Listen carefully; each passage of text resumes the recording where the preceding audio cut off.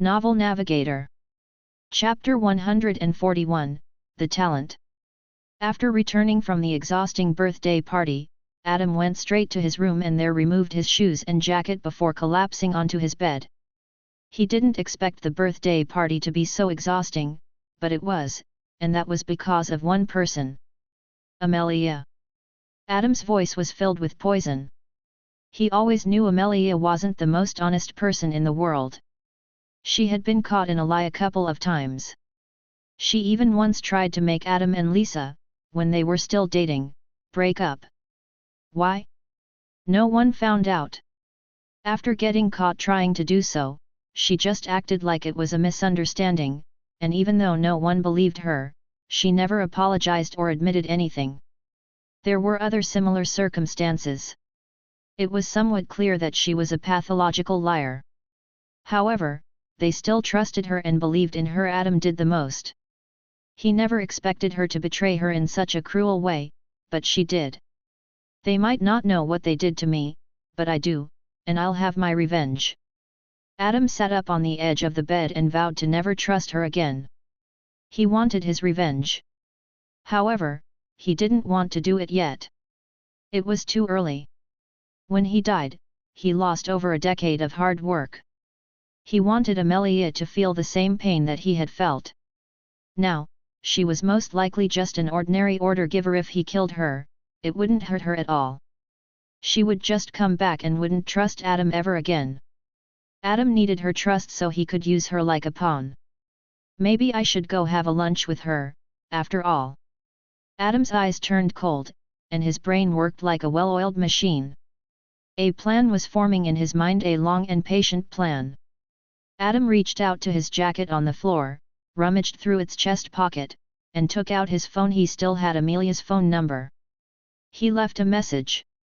He then put the phone away to get it charged and stood up, then went to the computer to start working on his long and patient plan. After opening the computer, he went straight to a Word app and started writing stuff down. That's the groundwork. Adam looked at the screen, then closed the app and locked it behind a secure password.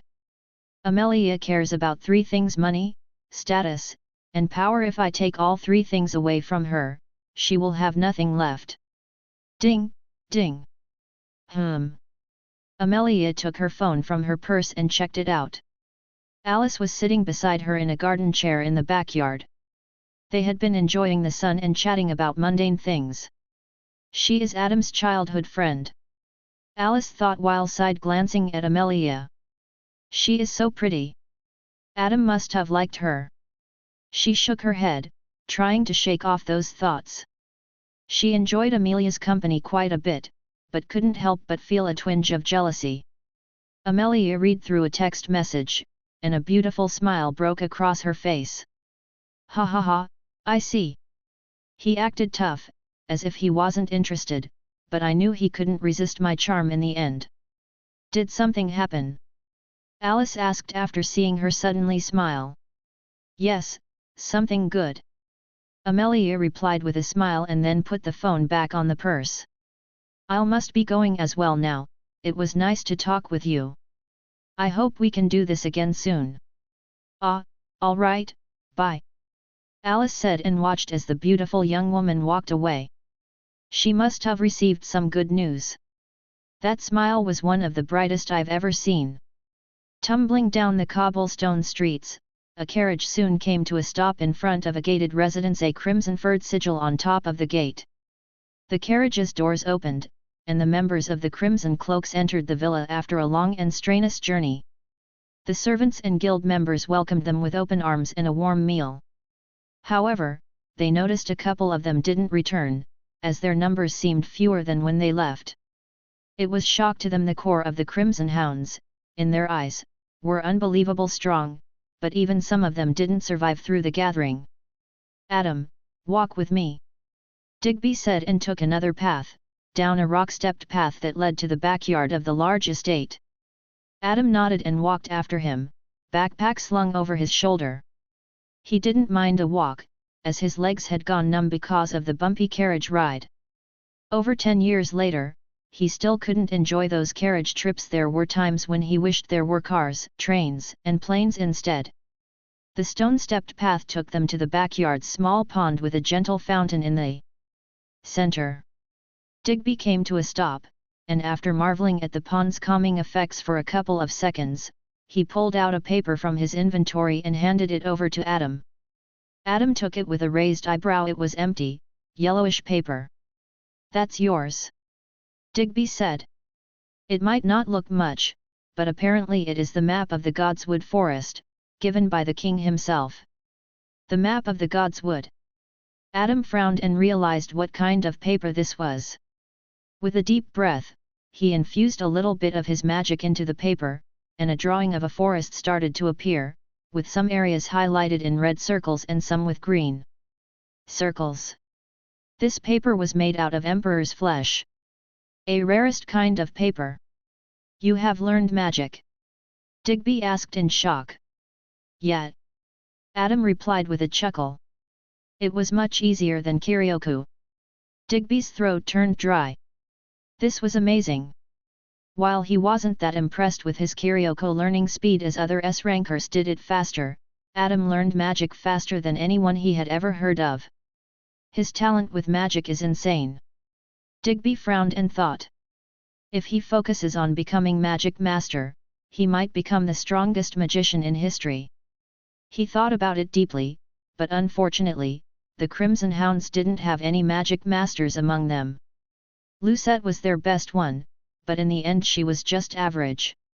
He believed, with good guidance, Adam might really become the best magician the world had ever seen.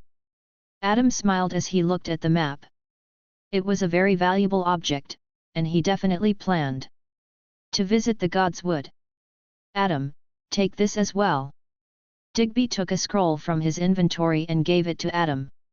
Adam opened the scroll, and his eyes widened slightly. "Craft scroll. Try learning it, and come to me instantly after you've learned it," Digby said. "Oh, all right." Adam nodded and put it away into his inventory. Digby wanted to see whether Adam's talent also transferred to craft. If so, he could at least teach craft. "I won't keep you occupied any longer, Adam," Digby said. "You should go and practice." "Thank you, Master." Adam bowed and left straight for his room. Digby looked down at the pond, with his reflection on the surface, and took a heavy breath. Should I send him there? There would be enough magic masters to teach Adam everything he needs to learn, but what if he'll start thinking that he won't need my guild anymore? No, I shouldn't think such things. I don't want to be a block between him and his potential. Chapter 142, The Demoness. Dawn Watch, a corner alleyway near the marketplace. A yellowish tape with "Stop" written on bold, black letters surrounded a smoldering, destroyed building that was located deep inside the maze of alleys. Its walls, ceilings, and floors were charred and crumbling, giving off a strong smell of smoke and ash. Everything between the rubble and debris was eerily silent and still. After a couple of weeks of endless smoke, it settled down, and the watchmen were finally able to quench the flames. Those flames were strange. They burned night and day for weeks. After killing the flames, the watchman put the yellow tape around the crime scene and left it alone. There was no evidence to be found. Thump! A faint thumping sound came from the debris. Then the rubble started moving and toppling over as a figure, clad in ashes, rose from the wreckage. With her clothes burned off, she was completely naked, with ash stuck in her body like a second skin. She looked around with wide, panicked eyes, trying to orient herself and understand what had happened. "Aya!" Loya panickedly whispered, feeling the heat of the flames still lingering on her skin. She didn't understand how she survived it. It was like a mirage. Mirage! Loya touched her chest, feeling the rapid beating of her heart. "The god saved me." She was smiling from ear to ear. "God? No, it was me." Loya flinched and climbed off the rubble in panic, only to see that she was alone. The voice seemingly came out of nowhere. "Who just spoke?" I did. Loya touched her own mouth. It was moving without her wanting to. What? For a split second, Loya's panicky look turned into that of ridicule. She wasn't even able to control her own facial expressions anymore. Her mouth moved, letting out words that she did not want to speak. We are together now, Loya Young. Loya tried to close her mouth, but it continued to speak on its own. She started to feel fear. She started to feel like she wasn't in control of her own body. What do you want? Loya asked. Her mouth started to move. Look up to the sky. Without allowing her to do it herself, Loya's head unwillingly turned towards the sky. The sky was blue and cloudless with a yellowish wheel of fire in the center. The sun was bright as ever. Sun. Yes, go on and swallow it. Loya hesitantly looked around, not sure what the voice meant by that. How could she possibly swallow a sun? The voice continued to urge her, saying, trust me, you'll feel better once it's done. But, that isn't possible, and if the sun is gone, won't the world get destroyed by the freezing cold? Haha, no need to worry. That old bastard in the kingdom won't let his precious world be killed that easily. The sun is just a dinner for us to give us a good enough starting point to get stronger. I don't want to do that. Loya said fearfully. I love him. I don't want to go against him. Foolish one. This is a chance of a lifetime. Don't you want to meet him? I can take you there, to the kingdom. Kingdom? Loya gulped. Is that where he lives? Yes. The voice said. Would you like to meet him? But. Loya struggled with the decision. Won't he be angry at me? No. The voice said. He can always make more suns. Loya looked at the sun with its heat radiating down on her, and she nodded slowly. Okay. How can I do it? The mouth started to smile creepily. It wasn't Loya smiling. It was the creature that was poisoning her mind. A ritual is needed. What do I need for the ritual? 5 sacrifices is enough, the voice said. Luckily for you, there's 5 sacrifices near you. Hey! Loya looked ahead, past the fork in the alleyway and at the building with square windows that lined the street. Through one of those windows, she saw a family of 5 mother, father, and their 3 children dining together. Loya gulped. Are you sure? Their children are already at the age of an adult. Those are perfect candidates for the sacrifice, especially since all 3 of them are virgins. But their parents aren't. Yes, but that's fine. Their bloodline is the same. It'll make the sacrifice strong. I am not too sure whether I should do this. Loya shook her head. This is not right. There's so much suffering and pain in the world. You want to end that, right? Why yes. Loya nodded, realizing that the creature that was in control of her body was also able to read her thoughts and memories. With one conversation with God, you can make him fix all of that. No one has to suffer anymore. Really? Loya asked with a hopeful gaze. Yes. Loya looked at her ash-clad hands and formed 2 fists. All right, I'll do it. Good, use this. A blade appeared in her clenched hand. Its hilt was made out of crimson bone, and the silver blade was curved like a fang. You'll need to finish the sacrifice while the sun is still in the sky. All right. Loya nodded, then approached that building, still buck naked and a blade in hand. Crimson Hound's residence. A cozy lamp hung by the window, lit up with the magic energy crystals, casting a warm glow over the room. On the bed, with the sword laying in front of him, Adam sat cross-legged in deep thought. Then, with his hand, he grabbed the sword by its hilt and softly opened his eyes. At that moment, a strange glow appeared on the blade. It was faint and white in color. It was barely noticeable, but it seemed to be growing stronger. Adam couldn't help but to smile. He learned craft. It took him nearly an hour, which took longer than magic, but still, it was incredibly fast, and if Digby learned about this, he would probably pass out in a shock. Now, Adam had finished learning the first stage of every 3 powers.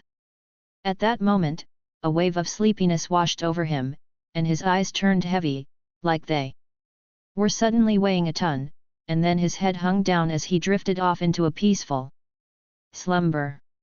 Rumble. A powerful rumbling of thunder wreaked havoc across the nightmarish landscape of the old world. Adam shook awake by the rumble and saw that he was sitting on the cliff, overlooking the crimson sea with boiling blood and floating skeleton parts. "Hey, why did you bring me here?" Adam asked in annoyance. "And why in the middle of the fucking day? Something serious happened." Palestar walked up the hill towards Adam, then stopped by the cliff, taking a deep breath. "What is it?" Adam frowned. It must be very serious if an evil god such as himself was looking so serious and urgent. "A demoness has woken up," Palestar said. "The queen of bitches." "Hey, a demoness." Adam's eyes turned serious and panicky. He hoped what he was thinking was not true. "Don't tell me it's her. The world will succumb to darkness if she is not stopped," Palestar said. "I thought that was what you wanted," Adam said in ridicule. "That's not exactly what I had in mind," Palestar rebutted. "Her understanding of darkness is different. She plans on swallowing the sun, engulfing the world in cold and darkness." "Sounds like you two would make a perfect match," Adam said. "So what's wrong? Why don't you want that to happen?" "I don't want the world to be destroyed," Palestar said. "If the sun's truly gone, there's no recovering that." "Weird, if I recall correctly, King Moriarty recovered the sun and restored the warmth to the new world." "You'll have to stop her," Palestar said. "You know where she is. She is in control of a young woman named Loya Young. Kill her." "You expect me to defeat a primordial demoness?" Adam asked with a twitching eyebrow. "You sure have faith in me, don't you?" "She doesn't have her power yet," Palestar said. "Your opponent will be Loya Young. Once she swallows the sun, she'll gain power slowly over the course of a few years until she reaches the level of a god. At that point, no one can stop her. It's better to kill her when she is still in her infancy." Palestar waved his hand and shouted. "Now go, she is preparing the sacrifice. Stop her."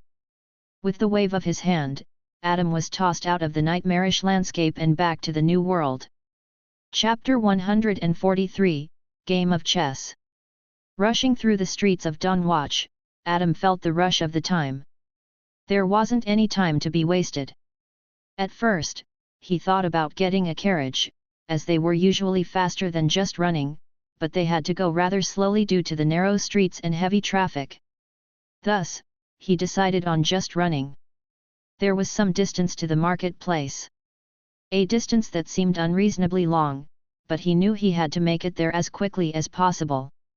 "I didn't know this would happen," cursed Adam clicked his tongue and felt like he should have done something after seeing Loya, the demoness incarnation, back then, but he thought that she was just an innocent victim of all of that. The timeline had now changed. Last time, she became controlled by the demoness during the year 2151. It took her another 7 years till she was able to swallow the sun. Now, the dark god was saying that it would happen today if he didn't stop her. So, something happened back then that stopped her from swallowing the sun. Perhaps someone stopped her, which caused her to delay plans for another 7 years. "I don't want that darkness to return. Those years were horrible." Adam gritted his teeth and pushed through the crowd. The crowd almost fought back, not wanting to move an inch, but eventually he managed to push through and continue his way down the cobblestone streets. Back then, King Moriarty restored the sun. What was he saying that it cannot be restored? Could it be that the king didn't restore the sun after all? But the sun clearly returned with all of its warmth and light. Strange. After a short while, he arrived at the marketplace. He was looking around frantically, wondering what alleyway he took before. He had slight difficulties remembering the way to that fire-destroyed building. At that moment, Adam halted as soon as he went past an alleyway that somewhat looked familiar. Then he ran inside the alleyway, navigated through the maze of narrow paths, and finally arrived at the hidden part of the city. There, tucked away in the shadow, a smoldering, destroyed building stood crumbled with yellow tape circling around it. However, on the other side of the yellow tape, at the front of the broken house, a naked, ash-covered woman was crouching, drawing something on the ground with her bloody fingers. She drew an 8-pointed star with demonic symbols surrounding it, muttering incantations under her breath.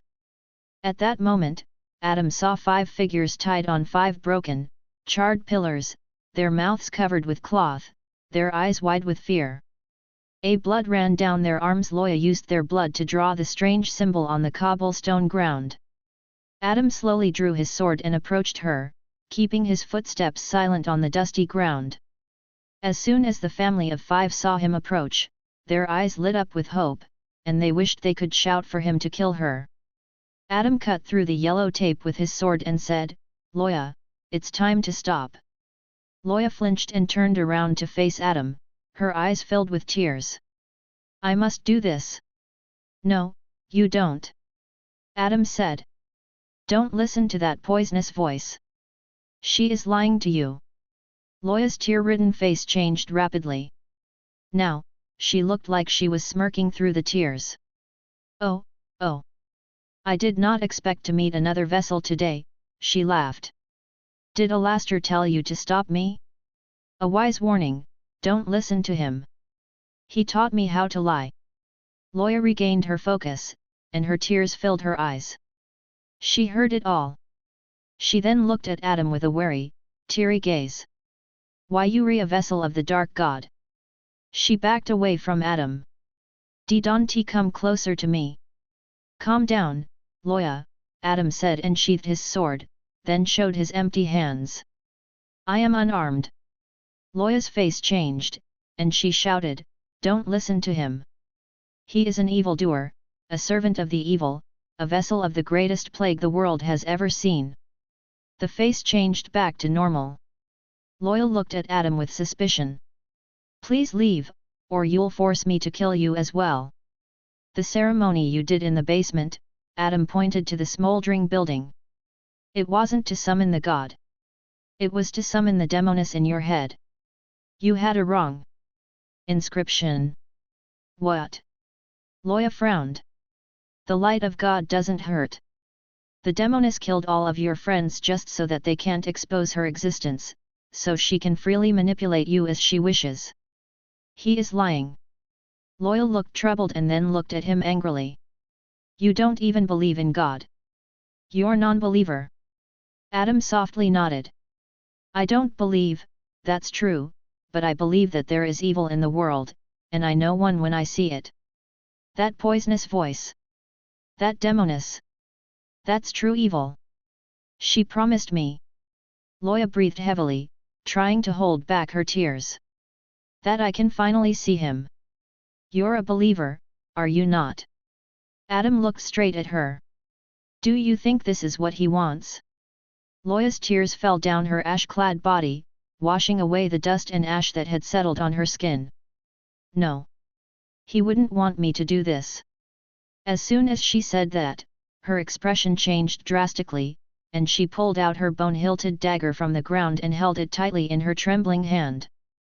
"Fine, I'll do it myself," the demoness shouted. "This mortal shell shall break, and I will rise again in my true form." Adam drew his sword from the scabbard and clashed blades with the demoness. The dagger was very sturdy despite its size. They then circled each other and exchanged blows after blows, sparks flying as they fought fiercely in a dimly lit corner of the alley. The family of 5 just watched, tears running down their cheeks. "Die, mortal!" The demoness screamed like a hysterical monster and drove her dagger towards the man's chest. Adam parried it with the blunt side of his sword, and a white hue spread across his blade. He used his craft, then exchanged another series of blows with the demoness. Slowly, Adam started pushing her back. She was struggling to maintain her ground as Loya's body was physically much weaker than his. Then, with his free hand, he took his shield from his back and used shield charge, slamming right into her and sending her flying through the charred wall of the house. The wall crumbled over her, burying her in a cloud of dust and debris. A few seconds later, she jumped off the ground, coughing and sputtering. "You are nothing but a vessel of evil," the demoness said with a ridiculing tone. "Palestar is using you.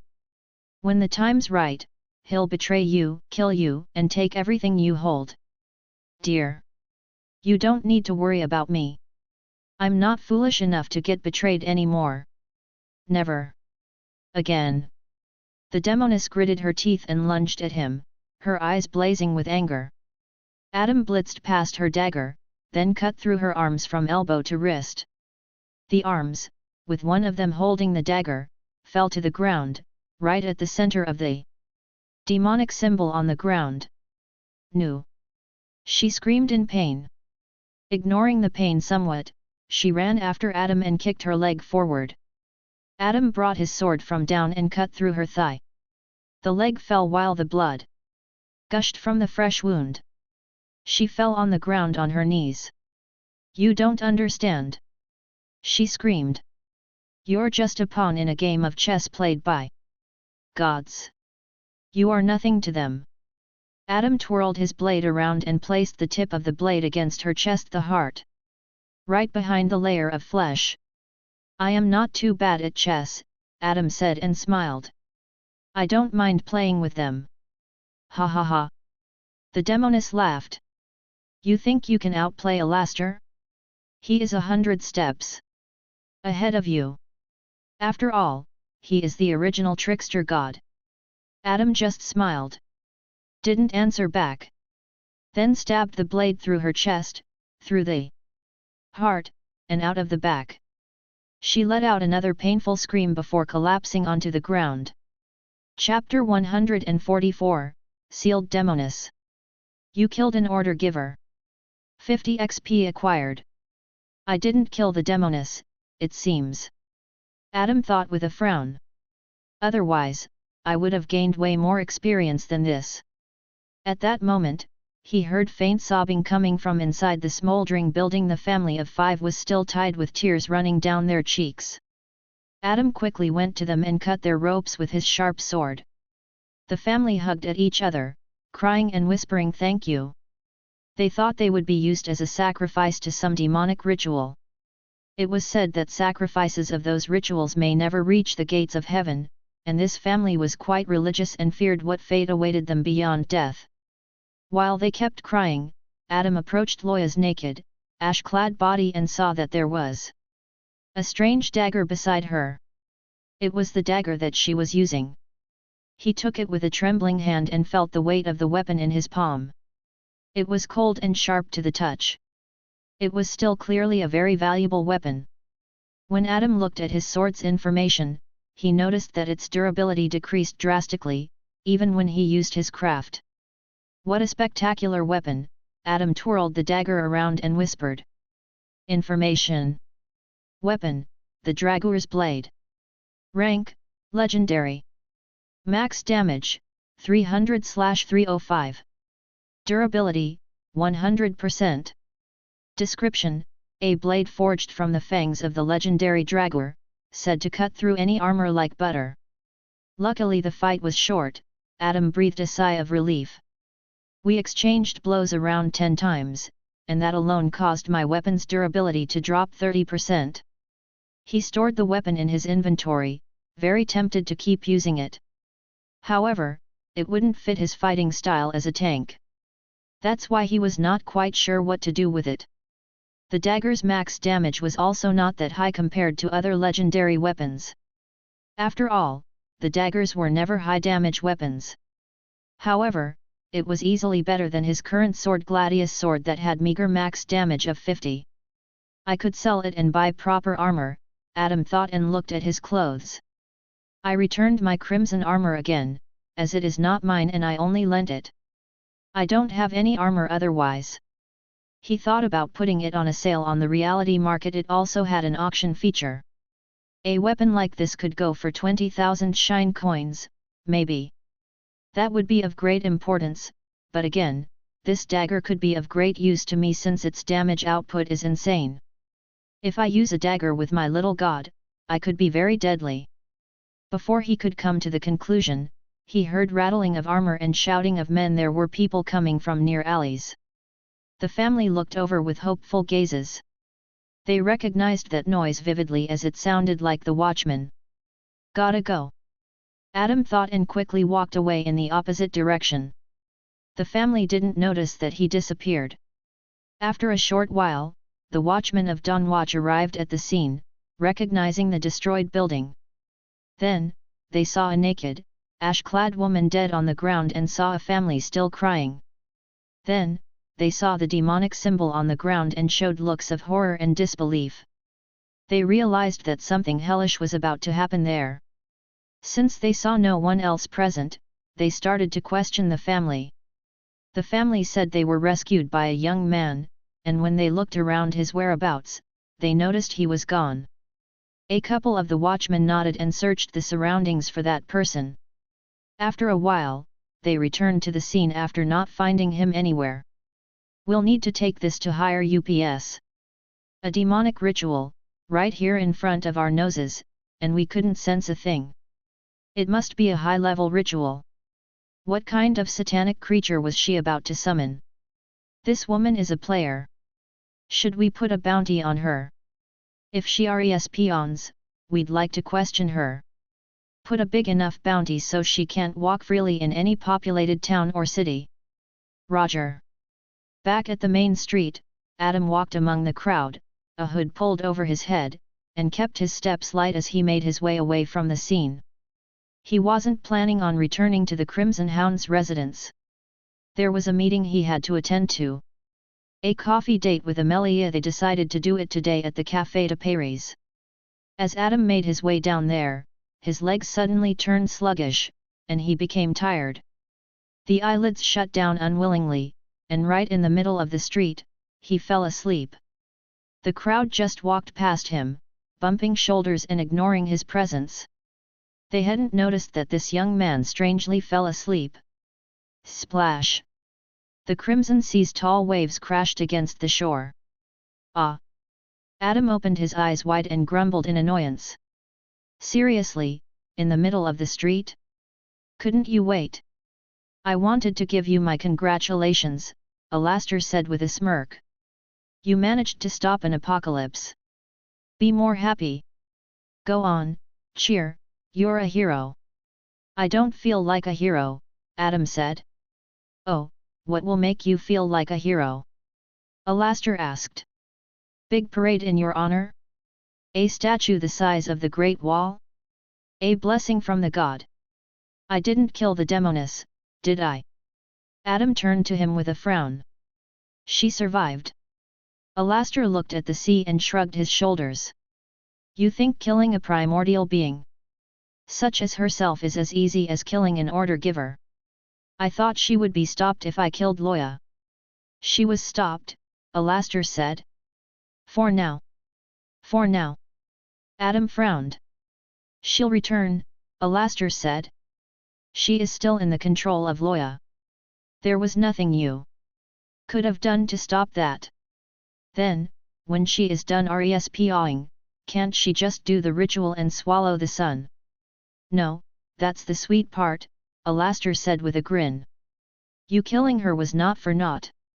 She is somewhat sealed in Loya's body now, but she can still speak to her, able to poison her mind, but she cannot complete the ritual without taking control of the body. How long will that seal last? It could be 5 or 10 years, Palestar said, unsure. It depends how strong Loya becomes during that time. One thing is for sure, that demoness will do everything in her power to help her grow strong. She'll just hide and grow stronger for the next few years. Adam sighed. Is there stopping her even? You're the only one that knows about that threat, Palestar said. Now, you are way too weak to completely kill the demoness in her body. That's why, when the next time comes, you'll need to be strong enough to kill her completely. The seal will become weaker the stronger Loya becomes, so can't we just keep finding her and killing her? Adam asked. Good luck with that, Palestar said. I was only able to sense her because she was this close, and now that she is sealed, it's even harder to sense her. Also, I am sure that she has thousands of hideouts to choose from. After all, there are some factions that are loyal to her. I guess the same thing happened in the previous life, Adam thought with a frown. I am even more convinced that Calamity was the vessel of Palestar. He must have killed Loya at year 2151 to seal Demoness away, but failed to kill her next time around. Anyway, it was nice to catch up with you, Hero. Palestar waved his hand. Grow stronger. With that, Adam disappeared from the old world once again. Chapter 145, Amelia's Favor. Café de Paris. A sign made out of hazelwood swung gently in the wind by the door. It was a nice-looking cozy cafe with its windows adorned with flower boxes full of colorful blooms and a small garden by the door. Inside, the smell of freshly ground coffee beans lingered in the air. The patrons enjoyed cups of coffee while chatting with friends or reading books. By the window, near the entrance garden, a beautiful black-haired young woman enjoyed a cup of coffee. She was waiting for someone. It made some of the male patrons wonder about who she was meeting and why would someone let such a beautiful young woman wait for so long. After all, she had already been sitting there for nearly half an hour. At last, the bell above the door jingled, and a navy-eyed young man walked in, scanning the room until his eyes met hers. Adam. Amelia waved her hand with a smile blooming on her face. Adam made his way over to her table and took a seat across from her, his gaze scanning her dress. It was clearly bought from an expensive store, as its material seemed to be similar to what the rich would wear. Usually, a rookie mercenary wouldn't have such money to spend so lavishly, and Adam knew that Amelia's family, Beauty Heart, wasn't that wealthy as well. It meant someone bought it for her, and he had a good guess who. She must be popular in Moonlit Guardians. Compared to her, Adam's outfit was quite casual and humble: black shorts, a t-shirt, and a pair of sandals. He didn't mind though, as he didn't want to waste the money on fancy clothes. I am sorry for being late, Adam said and took the menu of the available drinks. No worries, Amelia said. You must be busy, I understand. I already ordered a coffee, I hope you don't mind. Not at all, Adam waved towards the waitress and gave her his order. He ordered a breakfast combo. It included a black bean coffee with a side of scrambled eggs and toast. I met your stepsister, Alice. She is really nice, Amelia said and took a sip of her drink. She is not really my sister, Adam said. I just live with them. Oh. Amelia looked slightly surprised. I've heard some government-appointed caretakers making the orphans of the plague their children. That's the case for some, Adam said. Not for me, though. I am still orphan. Oh. Amelia looked sympathetic. I am sorry to hear that. I am fine with it. Adam said. At least I have a roof over my head. A short time later, the waitress brought him his drink and the breakfast. While he was eating, he tried to get a reading of Amelia's emotions using his Kiryoku. Unfortunately, he was unsuccessful, as she had also learned Kiryoku, so she was able to mask her emotions from him. She did the same in the past life. Adam kept his expression neutral. She knows that her tricks have no chance of succeeding if a person is able to sense her emotions, so she learned to mask them. Since I didn't learn Kiryoku at all, I couldn't sense my closest friends planning to betray me. That's why Amelia often avoided people she knew who were powerful with the Kiryoku. For example, she never wanted to meet with Fleur, who was strongest with Kiryoku among the Star faction. He never thought it was strange now that he was thinking about it, he might have been too blind. After finishing up her drink, Amelia elegantly wiped her lips with a napkin and looked at Adam with her slightly slanted eyes. "I'd like to ask a favor," Amelia said. "A favor between childhood friends." "What is it?" Adam stopped eating and put the fork and knife down on his plate. "I'd like to join the guild you're in," Amelia said and fidgeted with her fingers, as if she were nervous. "Please." "Why?" Adam asked. "I thought you were happy with the Moonlit Guardians." "Honestly, I am feeling very uncomfortable with them." Amelia grabbed her arm, looking very vulnerable. "There's not many women there, and I feel like I don't belong there." Adam paused for a moment, considering her words carefully. "I feel like I am just a mascot for them," she said. "A pretty face to show off, but not taken seriously for my skills and opinions." "That must be frustrating," Adam replied sympathetically. "A liar." Amelia smiled hearing that and said, "I'd like to be with you. I was never good with new people, and it would help a lot if I saw familiar faces around." "I, of course, have to talk with my guild master," Adam said. "I do not have power to influence his decision." "Of course, I don't mind," Amelia said with a smile. They then finished their drinks and food. After that, they left the cafe, took a carriage, and headed straight to the Crimson Hound's compound. During the trip there, both of them stayed rather quiet, only listening to the wheels rolling down the cobblestone streets and the occasional sound of horses' hooves. After finally arriving there, the guard let them in and also nodded to Adam. The guards already treated him as one of them. However, after briefly admiring Amelia's beauty, they developed a suspicious expression as they wondered what she wanted from their young genius. They were very much aware of how the world worked. The weak clung onto the leg of a strong. Thus, there were many women who used their looks, bodies, and charm to raise their status in the highly competitive world. A short walk later, they arrived at Digby's office. He was there, doing some paperwork in his usual meticulous manner. After a knock, he told them to enter, and then both of them took a seat across from him. "Adam." Digby nodded and then turned at the young woman. "Who's this?" "My name's Amelia Beauty Heart, it is an honor," Amelia said with a gorgeous smile. It was a smile that would immediately charm anyone in the room. However, Digby simply frowned and gave her a cold stare. Amelia's back started sweating. She kept her smile, but she felt like she couldn't hide anything from Digby. He was a person she hated the most. "This is a childhood friend of mine," Adam said and asked. "I was wondering if she could join the guild."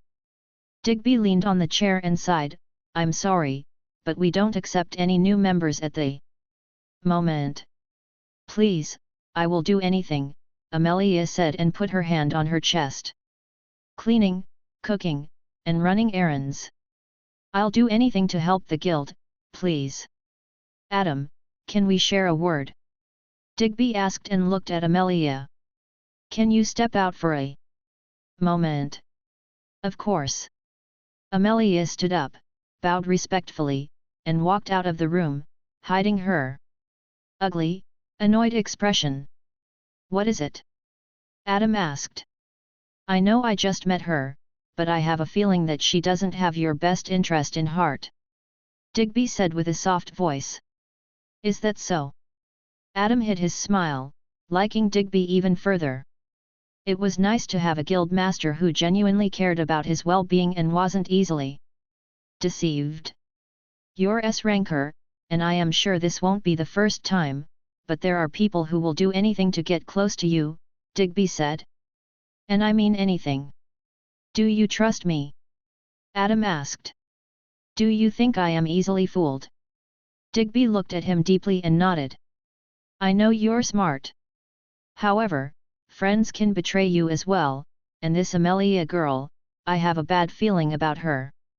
"I want you to still let her in," Adam said. "I know it's your guild, and I shouldn't be one to dictate who you let in, but please do this." Digby sighed and nodded. "All right. I am not happy about this, but if she is this important to you, then sure, but keep a close eye on her. I'll do that. Adam stood and bowed. Thank you, Master. Before you leave, there's one more thing I need to discuss with you. Digby said. Sit back. Down, it'll be quick. Adam sat back down and looked at him with a raised eyebrow. Have you ever heard of the Elder Tree? Digby asked. Adam's eyes widened in recognition. Chapter 146, Elder Tree Institution. Elder Tree, the biggest tree in the Mortal Online, located in the center of the 25th floor. It was so big and tall that it went over the cloud layer, and rumors say that its peak might even reach the outer space. There were many mysteries surrounding its origin and purpose. Its enormous roots protrude out of the ground and seem to stretch on endlessly. Those roots were wrapped around the entire floor, and between the roots were thick forests that still hadn't been fully mapped out. That wasn't all. Somehow, it was unclear who built it, but inside the Elder Tree, there were stairs, living places, and hidden passageways that led to unknown parts of the tree. Some experts said that it must have taken someone thousands of years to build all of that. The institute was created inside the Elder Tree, thus receiving the name Elder Tree Institute. There, mercenaries from all corners of the world gathered to train. It was also a place where the children of mercenaries come to train. Before undergoing the tutorial, it was possible to visit the institute to train for it. However, not just anyone was accepted into the institute. It was a very competitive environment. Ron, for a brief moment, thought that Adam had to come from the institute, but after checking his report papers, it wasn't mentioned anywhere, even though it should have.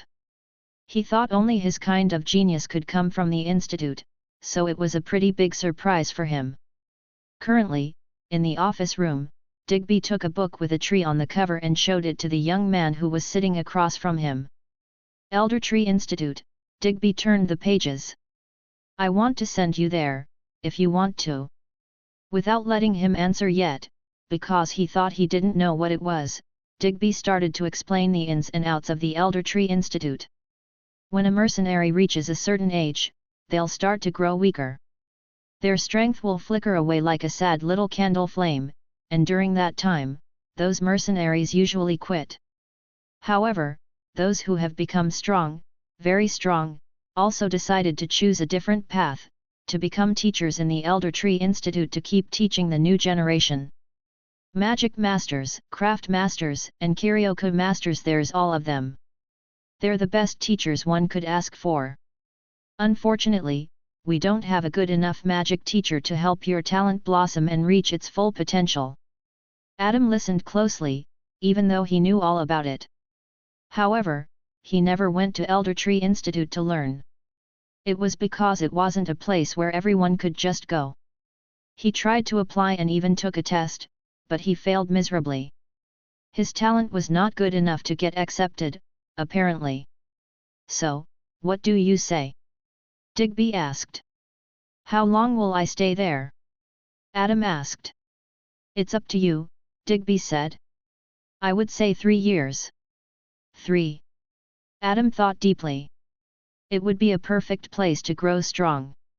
Since it is a place located on the 25th floor of the dungeon, it's a very dangerous place, but that gives more opportunities to grow in strength.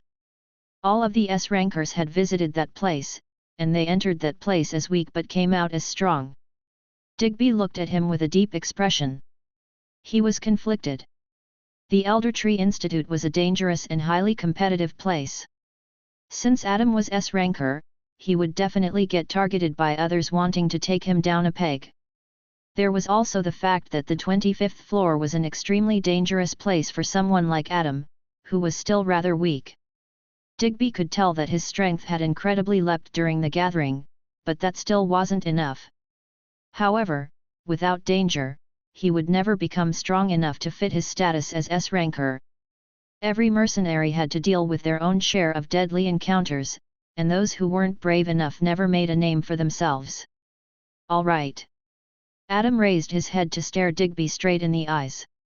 I'll do it. A small smile crept onto Digby's face, and he nodded.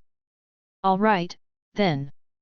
I'll send a letter over to the Elder Tree Institute's headmaster. It might take a month or two before you can take your test. There's something else I'd like to ask, Adam said. The Order Giver test. It's soon, right? In 3 weeks. Digby said with a nod. You want to participate? Yes, sir. Very well, Digby said. He could tell that Adam was more than strong enough to undergo that test. Digby was also going to do his Royal Prince test, which he had failed many times already. He didn't have a lot of hope of succeeding. Adam then stood up, bowed, and went to the door, preparing to leave. Tell your friend to go find Valera, she'll get her sorted. Adam nodded and left the room. Outside, Amelia was standing by the wall, fidgeting nervously while the guard's sharp gaze was on her. She didn't really feel welcomed by anyone.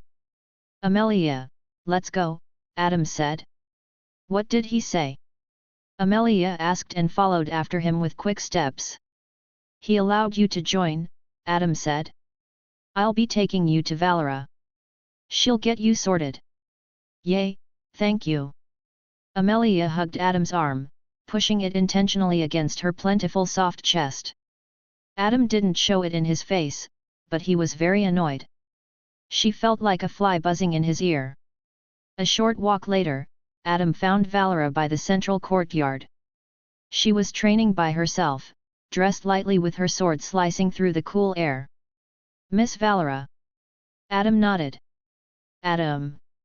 Valera showed a smile and took a towel, then wiped her sweat away. At that moment, she noticed that there was a young woman beside their young genius. This is my friend, Amelia, and she is the new member of Crimson Hounds, Adam said. Oh. Valera looked at her with her round eyes. Usually, she was thrilled to have more women in the guild, as they were outnumbered by men. But now she wasn't. She had a bad feeling about Amelia, a very troubling feel. Digby accepted her? Valera asked, just to be sure. Yes, Adam nodded. All right then. Valera shook her head, and she thought she was overthinking it then.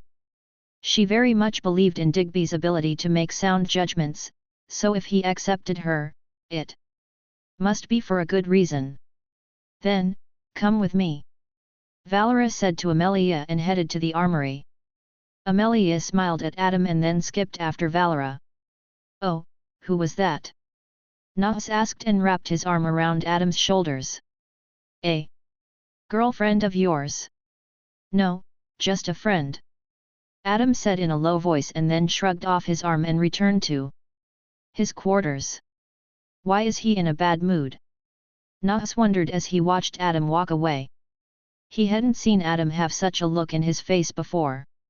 It was like a storm was brewing inside him.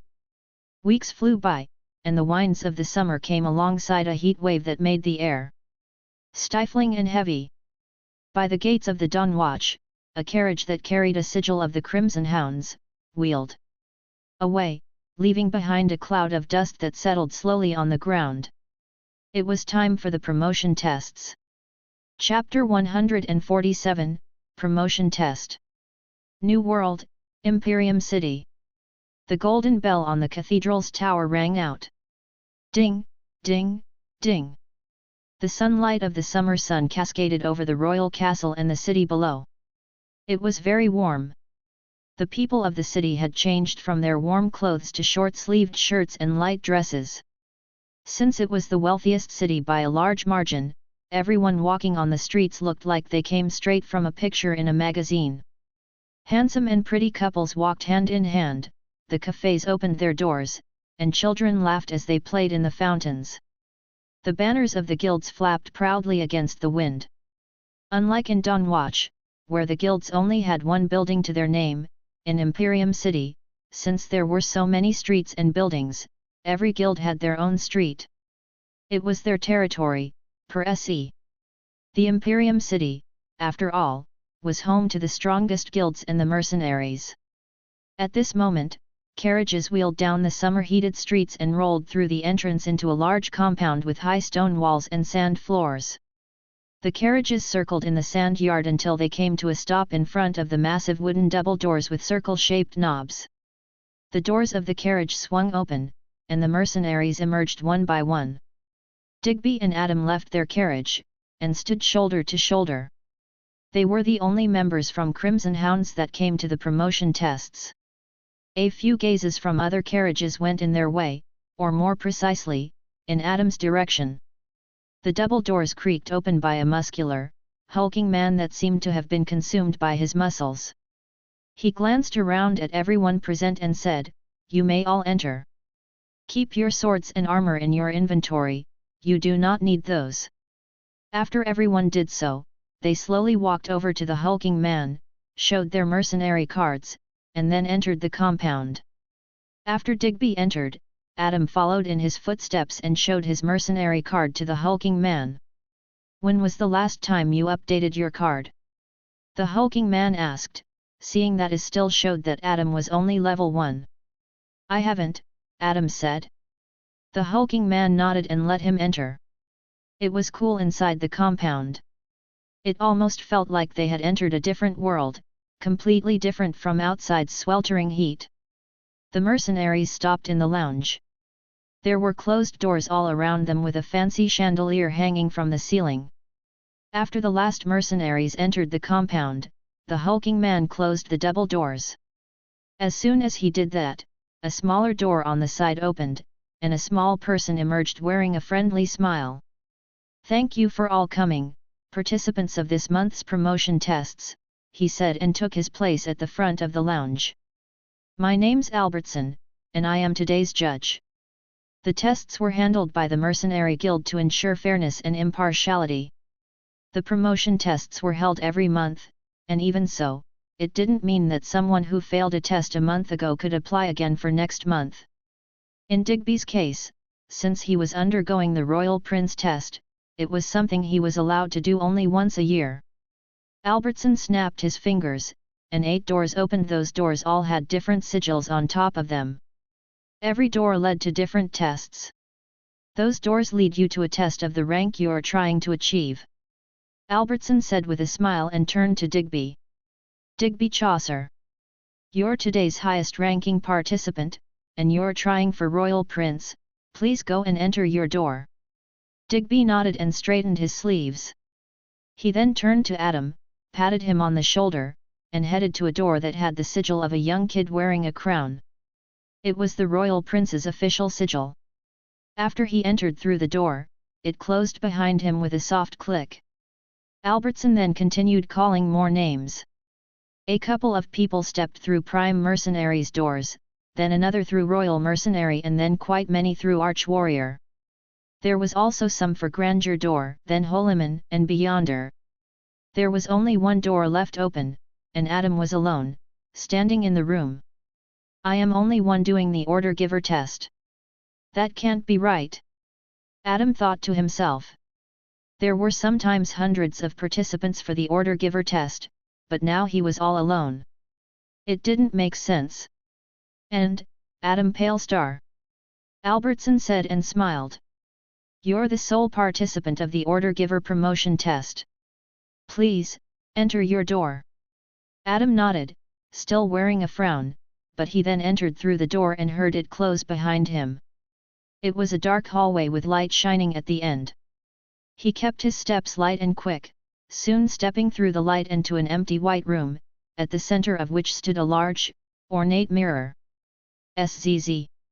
A strange, static-like sound emanated from the walls. "Hello, hello, can you hear me?" A robotic, static voice came. "Yes," Adam said. "Look at the mirror," the static voice said. Adam walked over to the mirror, stopping right in front of it.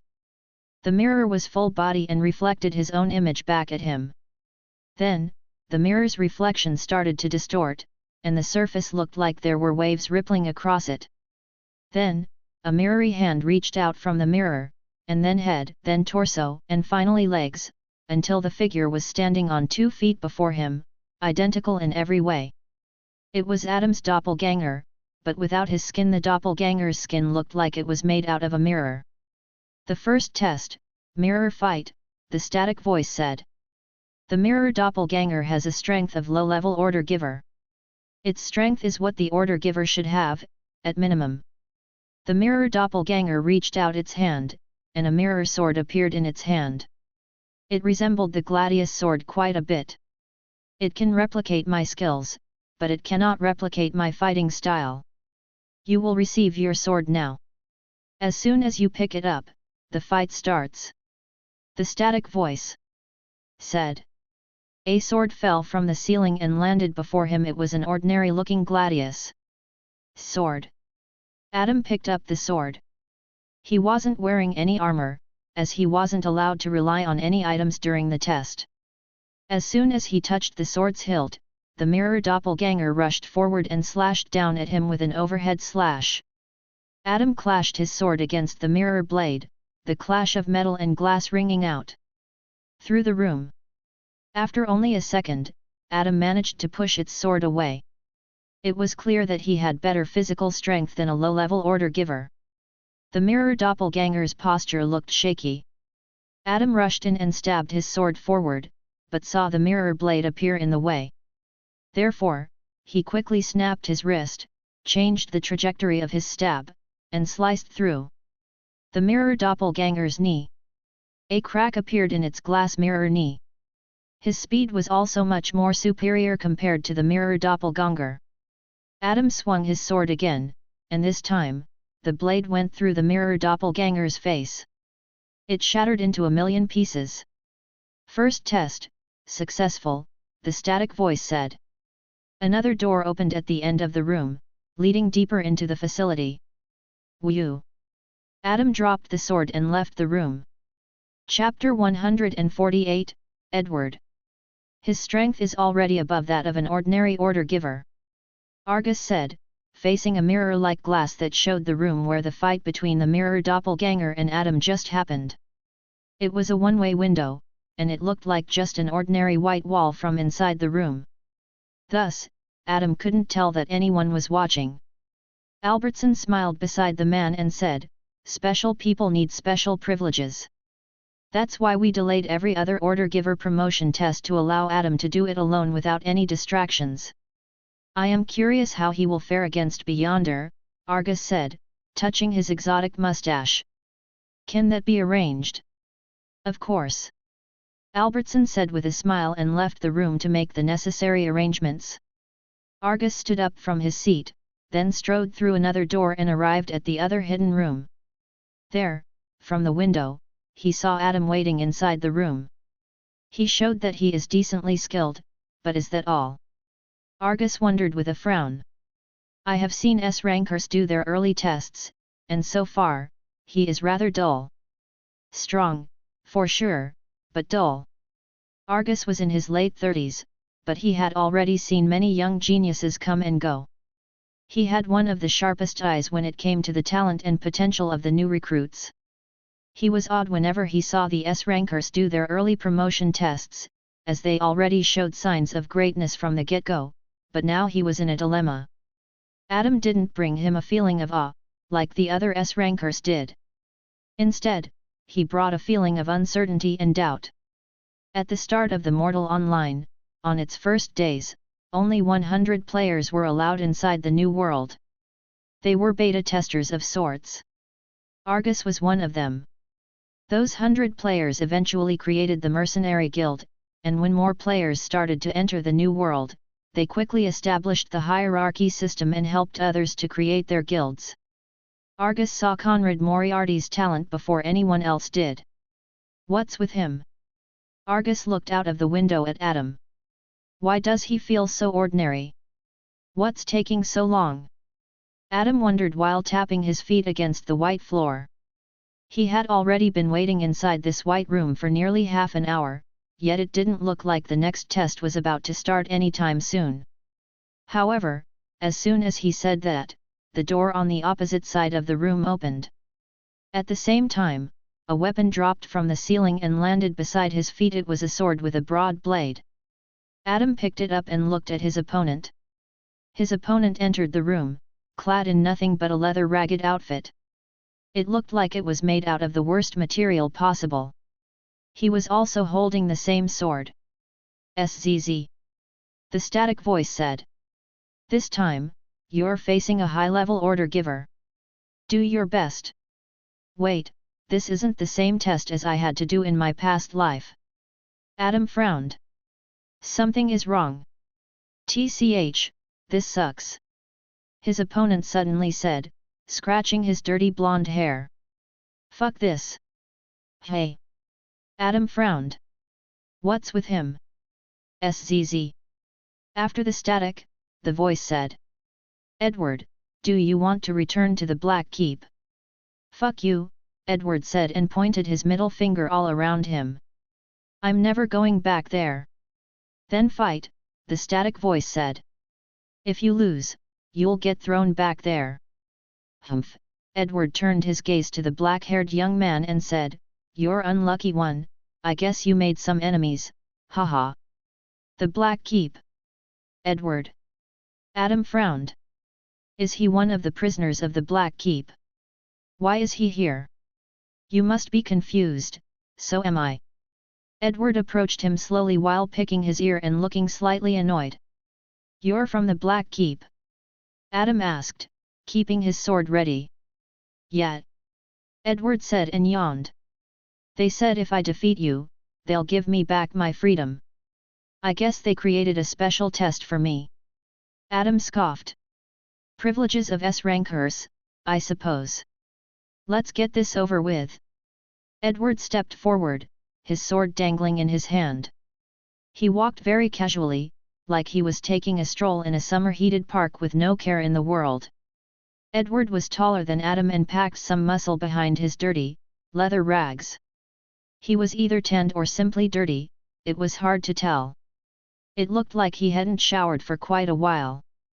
The lengths of his arms were covered in tattoos, and his arm span was immense, resembling that of a basketball player. I wonder what crime you committed. Adam said and moved to his sword-slashing stance. Oh, you curious? Edward laughed with his yellowish teeth peeking out from his smirk. It can't be too severe if they allow you to receive your freedom if you defeat me. Adam said. If you win, I'll tell you. Edward said and then took another step closer, then, with a whip of his arm, he brought his sword down. Adam took a step back, allowing the sword to narrowly miss him. Hat. Edward grabbed the sword with both hands and swung it heavily sideways. It looked like he was using the sword like it was an axe. Without having any intention of blocking that strike, Adam jumped backwards and evaded the sword strike. It would have been suicide to try to block or parry that strike. It looked like the strike would simply go through Adam's sword and then through his torso. It was destined to end badly. It looks like his choice of weapon was an axe, not a sword. Adam thought, as it looked like Edward was not that experienced with swords. Again, after his long swing ended, Edward brought his sword straight at Adam. Once again, he was holding the sword two-handed and using all his strength. Adam quickly sidestepped to avoid the oncoming blow. The sword missed him. He then quickly stepped towards Edward. Edward's gaze shrunk slightly, and then they exchanged several blows, their swords clashing loudly. They were near each other, swinging their swords, and clashing one after another. TCH. However, Edward looked like he was in a worse position. With each clash, Adam's follow-up attack took Edward by surprise, and he awkwardly managed to somehow block the attacks, but it looked like he couldn't do that much longer. Edward backed off quickly and wanted to do another one of his mighty strikes, but Adam closed in and delivered another series of sword slashes that left Edward reeling. God damn it, annoying! Edward shouted and suddenly clapped his sword-wielding hand against his other open palm. Clapping of thunder. Smack. Arg. Adam covered his ears in a futile attempt to block out the deafening sound. It was the work of Edward's skill clapping of thunder that would momentarily deafen and disorientate his surrounding opponents. Ha! Edward grabbed his sword tight and slashed at Adam's chest, the slash wound, stretching from his shoulder to his waist. NGH. Adam's eyes widened in surprise, and he reeled back with a bleeding waist.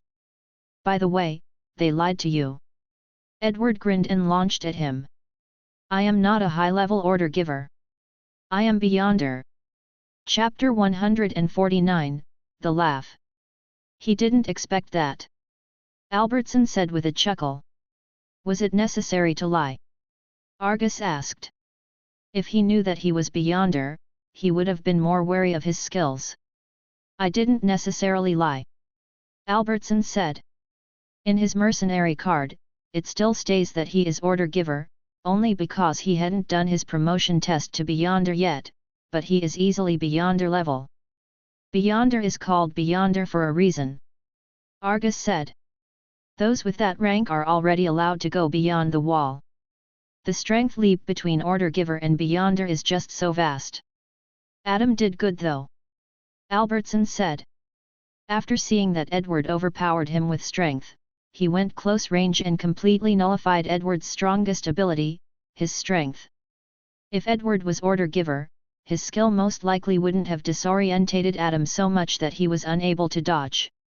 Thus, the lie most likely decided this match. Albertson shrugged his shoulders. If he cannot win against Edward, is he really S-ranker? Argus nodded. I've seen Arxum and Calamity win against much worse odds. What do you think about Adam defeating a grandeur-ranked mercenary during tutorial? Albertson asked. He was just coin feeder back then. It is a feat like no other. Argus said. When I heard that, I thought that there was finally a talent that can compete with Moriarty. You don't think that anymore? Albertson asked and looked back at the fight. There was a rumor that Ron allowed Adam to defeat him as they had grown to be friends during the tutorial. Wait, for real? Albertson widened his eyes in surprise. Doesn't that make him a fake S-ranker then? It is just a rumor. Argus said with a sigh. However, from what I've seen, I am starting to believe those rumors. Adam is just very ordinary. Drip, drip. The blood pooled around Adam's body, staining the pristine white floor. He noticed that his health dropped drastically, and it was still dropping. Beyonder. I am starting to get annoyed. The veins bulged in his forehead. He didn't like that he was lied to and tricked to. It made him feel like he was just a circus animal being manipulated for the entertainment of others.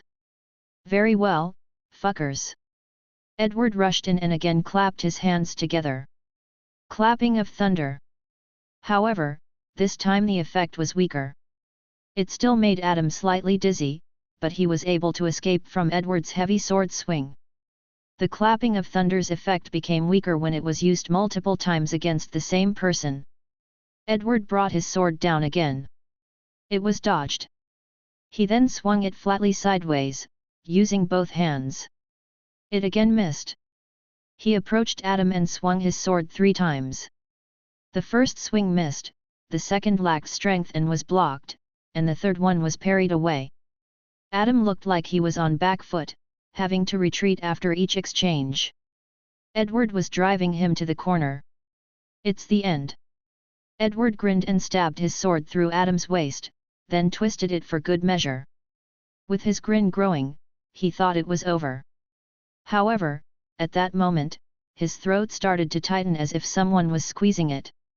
Edward's face turned red, and a panicky look appeared in his eyes. The figure in front of him, Adam, vanished like an image fading into thin air, and then he noticed that there were arms wrapped around his neck. Those arms belonged to Adam, who put him under a tight stranglehold. How? Edward thought in a panic. I was fighting an illusion. When was I put under an illusion? At that moment, he saw that Adam's chest was still bleeding. It meant that he was put under illusion after his successful attack. How in the world? What? Albertson rose to his feet and rubbed his eyes. What happened? Was that a skill? A cold sweat ran down Argus' forehead. The illusion almost got me. He, at first, saw that Edward managed to push Adam against a wall. At that moment, he noticed that something was wrong and managed to shrug off the illusion. Then he saw Edward fighting against empty air while Adam walked around him and put him under a stranglehold. It was shocking to him that Order Giver almost tricked him. Was that really a skill? If it is that effective in the hands of Order Giver, it must be an extremely high-ranked skill. How did someone like him get hands on this? Albertson asked. Digby gave him. I don't think Digby should be able to get hands on a skill of this caliber. If he did, it would be of better use in Digby's hands, as when used by Prime Mercenary, this illusion might be even able to trick the High Kings. Edward screamed and squirmed around. Then, using his full strength, he broke free of the stranglehold and shoved Adam away. He was sweating heavily, a large bruise forming on his throat. He almost died. Adam stumbled backwards, but he still looked calm and collected. At this moment, his leg muscles started to twist and distort. It looked like he was having a massive cramp as his muscles began to spasm uncontrollably. Fucker! Edward shouted and swung his sword very widely. Adam effortlessly dodged each wide, sloppy sword strike. It looked like Edward just wanted to get one lucky strike with all of his strength behind it. But Adam was too quick and skilled for that to happen. Sky strike! Edward raised his sword high, and the blade turned from a dull metallic color to white. He used craft. Alongside his sky strike skill, it was going to be his strongest attack yet. Adam couldn't really use his Kyryoko against Edward, as their level of Kyryoko was similar, so both nullified each other's senses. However, he still knew that this attack, if landed, was going to kill him. Little God! Adam whispered. As Edward brought his sword down, Adam suddenly vanished, causing a powerful wind breeze that knocked Edward off balance. Another illusion.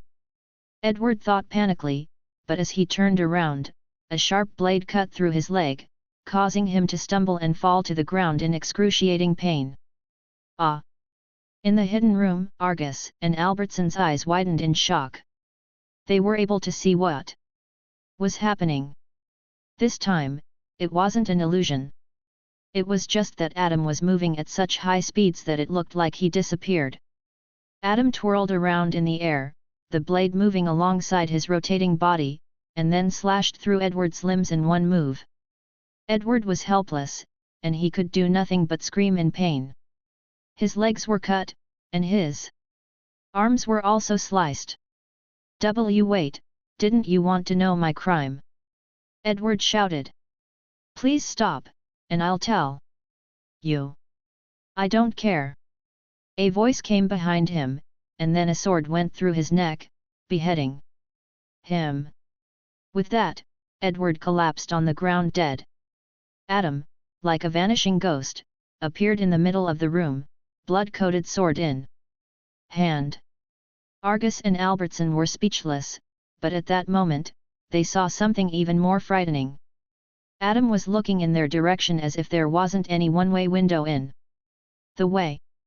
The ground cracked as suddenly Adam jumped in the air, then used his maximum speed, twirled around like a metallic twister, and smashed through the window, sending broken glass flying across the hidden room. With another jump, Adam spun around in the air and brought his sword down at Argus, a weight of his full strength behind that strike. The blade was also covered in the white craft. It was one of the strongest strikes he could muster. Argus placed his arm in the way, and as soon as the sword landed on it, the blade shattered like a fragile glass bottle. Adam's eyes widened in surprise. Bold one, aren't you? Argus' voice turned cold, and suddenly, he grew from an average height middle-aged man into a 5-meter-tall giant with rippling muscles and a fierce expression. As he grew larger, his clothes ripped apart and stretched against his muscular, gigantic body. With his enormous hand, he grabbed Adam by the torso and slammed him on the ground, making the whole building shake.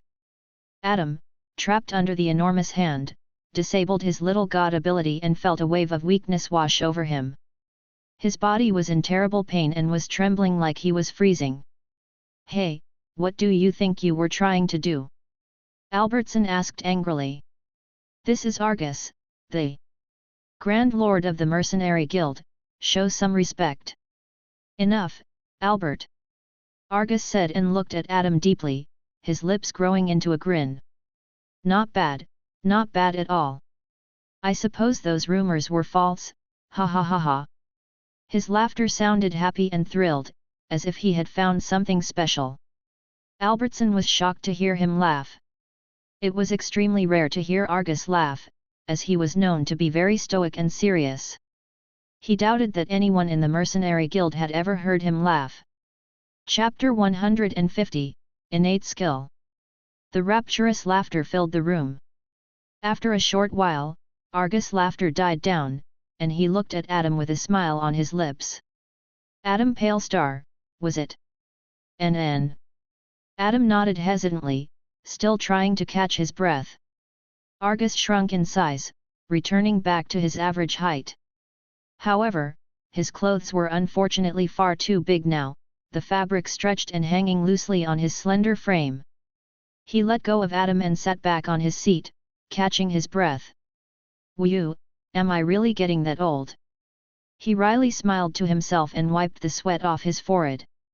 The transformation skill took a great deal of stamina and energy to maintain. The skill Giganticus allowed him to increase his size and strength tenfold, but it always left him feeling drained afterwards. Now, he only increased his size till he was 5 meters tall, but that wasn't his limit, and the bigger he grew, the more taxing it was. Argus was a Grand Lord ranked mercenary, the same rank as the members of the Council of Mercenaries, but his transformation skill was legendary ranked, way stronger than Amela's Great Shark transformation. Thus, it had great power, but it came with significant drawbacks. Adam climbed back to his feet, his legs shaking.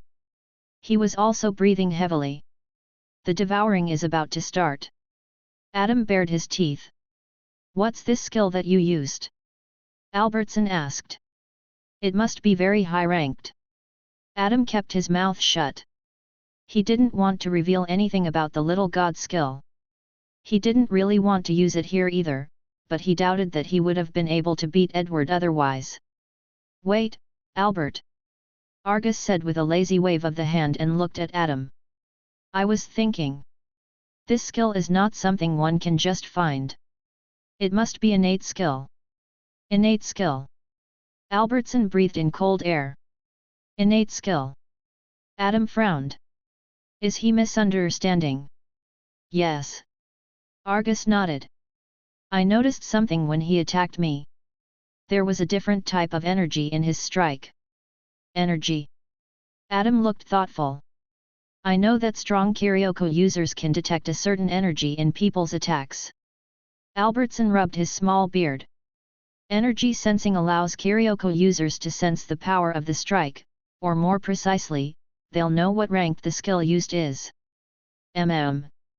Argus nodded. "I can sense whether my opponent is using basic, common, uncommon, rare, azure rare, epic, purple epic, legendary, golden legendary, and mythical ranked skills." "So what was Adam using?" "Nothing," Argus said. "It can only be nothing if he wasn't using any skill." Albertson exclaimed. "That cannot be possible. The illusion creation and that speed. He must have been using some kind of high-ranked skill. That's why I believe he used innate skill," Argus said. "It is the only type of skill that no one can detect." Adam scratched his chin thoughtfully. Argus stood up and looked at Adam. "You may not know it, but beside normal skills and magic skills, there are also innate skills. Those are the rarest type of skill that a player receives the moment they enter the game for the first time. Those kinds of skills will never disappear from you. If you die, that skill still stays with you and cannot be stolen.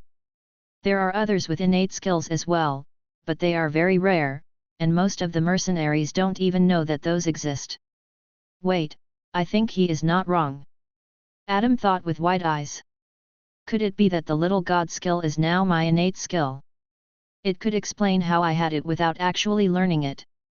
It was a mythical rank skill in my past life, and I was only able to learn it with direct learning from the skill's creator, little god himself. But to think that I was wrong to think that was the reason for why I had this skill. Somehow this skill became my innate skill after all. If true, it was extremely good news for him. It meant no one could steal this skill from him.